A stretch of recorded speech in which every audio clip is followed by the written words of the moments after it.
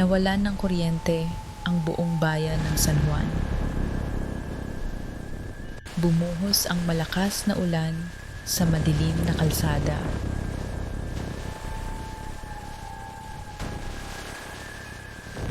Sa loob ng malamig na kwarto, dumungaw ang isang batang babae.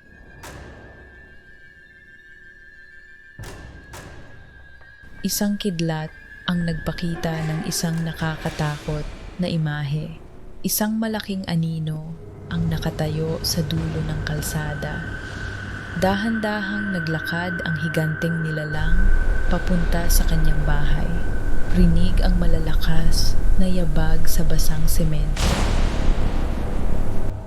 May kagat itong malaking tabako na namumula.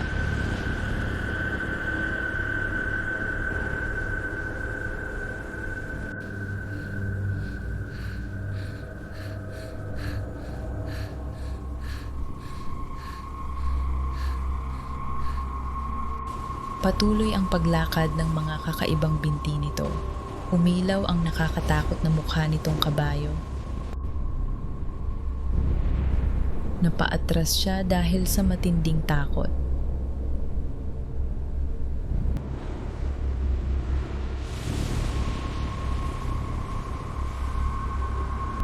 Tahimik siyang nagtago sa ilalim ng kanyang kumot. Huminto ang mabibigat na yabag sa tapat ng kanilang gate. Biglang nawasak ang pinto sa ibaba ng bahay.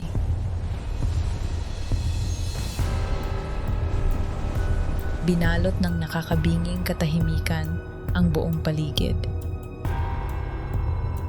Pinigilan niya ang kanyang hininga at nagdasal.